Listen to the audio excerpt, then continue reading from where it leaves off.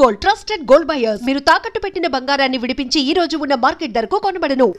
చాలా విరామం తర్వాత మళ్ళీ మీరు వెండితెర మీద లైవ్ గాని చూసుకోబోతున్నారు. మీకు ఎలాంటి ఎక్సైట్మెంట్ ఉంది? అంటే చాలా గ్యాప్ తర్వాత చూసుకోబోతున్నారు కదా, ఆ ఎక్సైట్మెంట్ ఎలా ఉంది మీకు? చాలా ఎక్సైటెడ్గా ఉన్నానండి. అంటే నేను ప్లాన్ చేసి ఏదో రావాలి, లేకపోతే ఇప్పుడు ఈ టైంకి రావాలి అని ప్లాన్ చేసింది కాదు. కానీ ఏదైతే ప్రాసెస్ అయిందో ఆ ప్రాసెస్లో ఈ ఎక్సైట్మెంట్ ఇప్పుడు చాలా పీక్స్లో ఉంది. అంటే అది ఆ ప్రాసెస్ ప్రిపేర్ అయ్యింది కాదు, కానీ ఇప్పుడు ఇది చూడబోతున్నాం అనేది ప్రిపేర్ అయ్యింది కాబట్టి ఇది వెయిట్ చేస్తూ ఉన్నాను. అంటే మళ్ళీ సినిమాలో నటించడం మీకు అంటే పుట్టింటికి వచ్చినంత ఆనందంగా ఉందని మీరు మన అన్నారు.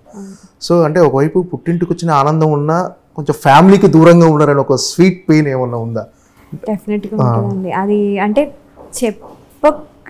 అంటే నేను చెప్పడం లేదు, బట్ ఉంటుంది.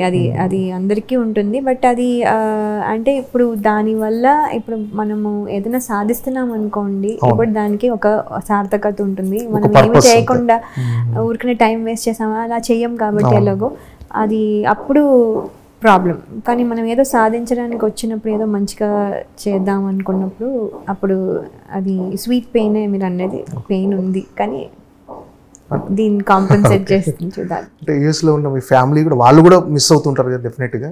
అది డెఫినెట్గా మిస్ అవుతారండి. మిస్ అవుతారు. ఇవి మిస్సింగ్ అనేది అన్ఫార్చునేట్గా ఇప్పుడు కష్టం, ఎందుకంటే నా వర్క్ ఇక్కడ ఉంటుంది. ఇప్పుడు అంత షూటింగ్లు మొత్తము యుఎస్లో అయిపోయేటట్టుగా ఇంకా ఏమీ లేవు.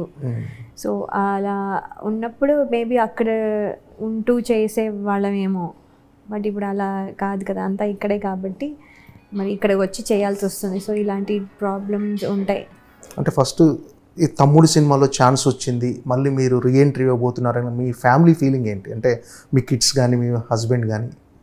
మా ఫ్యామిలీ అంటే చాలాసార్లు ఇదివరకు కూడా కొన్ని ఆఫర్స్ వచ్చేవి. అప్పుడు అందరూ అవి వర్కౌట్ అవ్వలేదు, ఎందుకంటే అది ఐదర్ నాకు ఎక్సైటింగ్గా అనిపించలేదు, లేకపోతే టైం లైన్ ఎందుకో అప్పుడు వర్కౌట్ అవ్వలేదు, ఏదో లాట్ ఆఫ్ థింగ్స్ అవ్వకపోయి ఉండొచ్చు. సో అందుకని ఇది కూడా ఉన్నప్పుడు సరే ఇవి విన్నాం కదా, మామూలుగా ఇది మామూలే కదా ఈ కాల్ అన్నట్టుగా లైట్గానే తీసుకున్నాం, పెద్ద సీరియస్గా తీసుకోలేదు. కానీ ఎప్పుడైతే ఒక లైన్ నెరేషన్ చెప్పి, తర్వాత శ్రీరామ్ వేణు గారు డైరెక్టర్ అని చెప్పి, తర్వాత దిల్ రాజు గారు, నితిన్ గారు హీరో, ఇవన్నీ చెప్పంగానే ఇదేదో ఎక్సైటింగ్గా ఉంది, ఇదేదో అవుతే బాగుండేమో అనే థాట్కి షిఫ్ట్ అయిన తర్వాత అప్పుడు ఓవర్ ప్రాసెస్లో విన్న తర్వాత స్టోరీ అప్పుడు ఇంకా ఇది అయితే చాలా బాగుంటుంది అని ఇంకా అప్పుడు ఫైనలైజ్ అవ్వలేదు.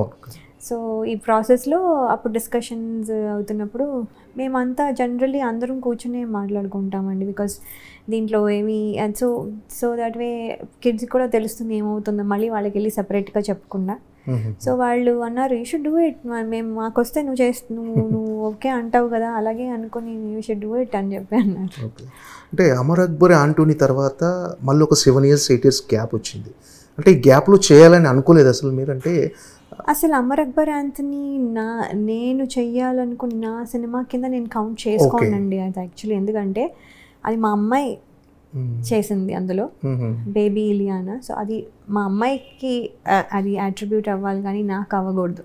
ఎందుకంటే మా అమ్మాయితో పాటు నేను గార్డియన్గా వెళ్ళిన దాన్ని అక్కడికి వెళ్ళిన తర్వాత వాళ్ళు మీరు ఎలాగో వచ్చారు కదా, మీరు ఎందుకు చేయకూడదు అంటే అప్పుడు కూడా నేను ఇంత చిన్న రోల్ కాదా అండి, ఏమైనా బెటర్ ఉన్నాయా అంటే ఇంకా లేడీస్కి ఏమీ లేవు అంటే సరే అక్కడ ఎలాగో ఉన్నాను కాబట్టి అప్పటికప్పుడు డ్రెస్ కనిపించారు అంతే. సో వాంటెడ్ రీఎంట్రీ కిందకి మనం కన్సిడర్ చేయకూడదు. అసలు నేను ఎప్పుడు ఇంటర్వ్యూ ఇవ్వలేదు, నేను ఎప్పుడు వాళ్ళు కూడా ప్రమోట్ చేసినప్పుడు కూడా వాళ్ళు చెప్పారు అది తను సరదాగా మా రిక్వెస్ట్ మీద చేశారు కానీ అన్నట్టుగా కూడా శ్రీను వైట్ల గారు కూడా చెప్పారు. అది అసలు నేను రీఎంట్రీ, పర్ఫెక్ట్ రీఎంట్రీ ఇది correct.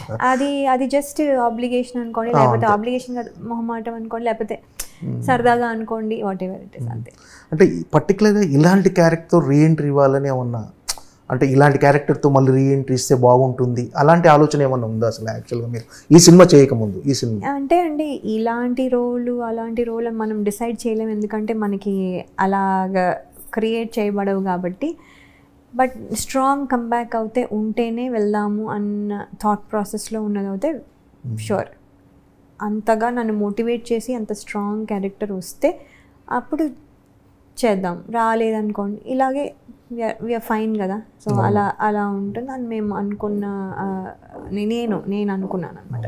So when it is very good అప్పుడు నేను మా ఇంట్లో కూడా చెప్పడం జరిగింది. వాళ్ళు కూడా అన్నారు, ఇన్ని రోజులు మరి ఏవేవో మనం విన్నాము, ఏవేవో చేద్దాం అవుతుంది అనుకున్నాం, అవ్వలేదు, ఇలా అంత అయ్యాయి, కాబట్టి ఇది వస్తే కనుక మరి అయితే చేసేవి. బికాజ్ మనకు కావాల్సినప్పుడు మనం ఎప్పుడైతే రెడీగా ఉంటామో అప్పుడు రావు. సో ఇప్పుడు చేయాలనుకుంటే ఇప్పుడు చేసేయి అని చెప్పారు. ఓకే, అంటే ఇది పర్ఫెక్ట్ స్ట్రాంగ్ కంబ్యాక్ అనుకుంటున్నారా? డెఫినెట్గా స్ట్రాంగ్ కంబ్యాక్ అండి. మీరు చూస్తే కూడా మీరు అంటారు లాయా ఈ రోల్ ఎందుకు చేసింది. ఇప్పుడు అమర్ అక్బర్ యాంథనీ నాకు కంబ్యాక్ అనుకోండి, అప్పుడు మీరు డెఫినెట్గా నన్ను క్వశ్చన్ చేశాను అలాంటి దాంతో ఎందుకు కంబ్యాక్ చేశారు అని. ఇప్పుడు నేను ఇదే ఇంటర్వ్యూలు ఇచ్చి ఇలాగే స్పీచ్ ఇచ్చి ఇలాగే ఎమోషనల్ ఫీల్ అయ్యి ఇలా చేశాను అనుకోండి, అప్పుడు మీరు డెఫినెట్గా క్వశ్చన్ చేసేవాళ్ళు ఎందుకు అలా ఎందుకు చేశారు. బట్ ఇది మీరు క్వశ్చన్ చెయ్యరు, నన్ను ఎందుకు చేశారో మీరు చూస్తే అని అర్థం చేసుకుంటారు. So this is a very strong comeback అని నేను మనస్ఫూర్తిగా నమ్ముతున్నాను. అంటే వేణు శ్రీరామ్ గారు మీకు స్టోరీ నెరేట్ చేసినప్పుడు ఇది ఖచ్చితంగా నేను చేయాలనిపించిన, అంటే ఒక కోర్ పాయింట్ ఉంటుంది ఎక్కడ మీరు అంటే ఖచ్చితంగా ఇది నేను చెయ్యాలి అని ఎక్కడ డిసైడ్ అయ్యారు? మెయిన్ థింగ్ అండి అంటే ఇది ఫస్ట్ చెప్పడమే, అది ఏంటంటే ఇది సిస్టర్ అండ్ బ్రదర్ సెంటిమెంట్ మీద నడిచే ఫిల్మ్ మొత్తం టోటల్గా అదే ఎమోషన్.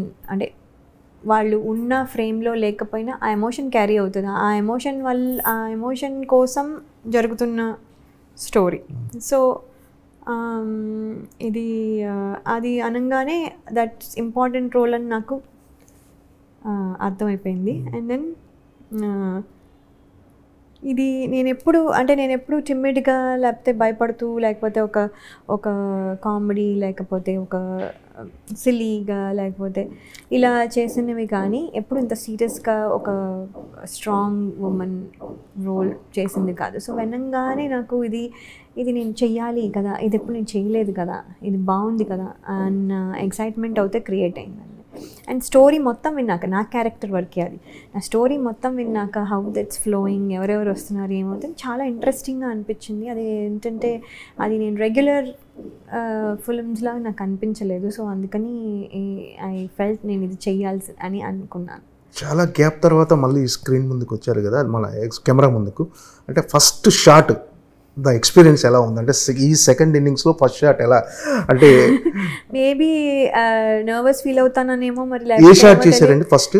చాలా సైకిల్ మీద వెళ్తూ ఉన్న షాట్ చేశానండి. చాలా చాలా సింపుల్ షాట్సే చేసాము ఫస్ట్ 2 days అయితే. వెరీ వెరీ సింపుల్, అసలు అది స్ట్రెస్ పడాల్సిన షాట్స్ కాదు. కానీ అదే ప్రాబ్లీ నేను టెన్షన్ పడతాను లేకపోతే ఇలా అవుతుందని ఏమో, అవి ఫస్ట్ దాంతో స్టార్ట్ చేసాము, సోలో షాట్స్ స్టార్ట్ చేసాము. కానీ నేను పెద్ద టెన్షన్ ఫీల్ అవ్వలే, కానీ బట్ నేను ఎలా ఉంటాను ఇప్పుడు ఈ కొత్త కెమెరాలు, ఇప్పుడు ఇంత పవర్ఫుల్ కెమెరాస్ అన్నీ నేను ఎలా ఉంటాను ఇప్పుడు స్క్రీన్ మీద అనేది మానిటర్లో అంటే ప్రతిసారి వెళ్ళి చూసుకోవాలనిపిస్తుంది. ఆయనేమో స్ట్రిక్ట్గా అమ్మో మా డైరెక్టర్ గారు చాలా స్ట్రిక్ట్ అసలు.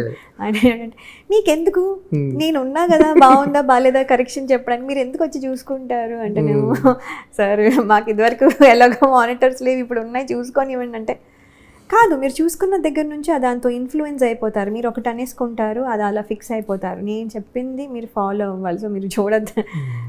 సరే అప్పుడప్పుడు సార్ రిక్వెస్ట్ చేసి ఏదో ఒకసారి చూడనిచ్చేవారు, మామూలుగా అయితే చూడనివ్వలే.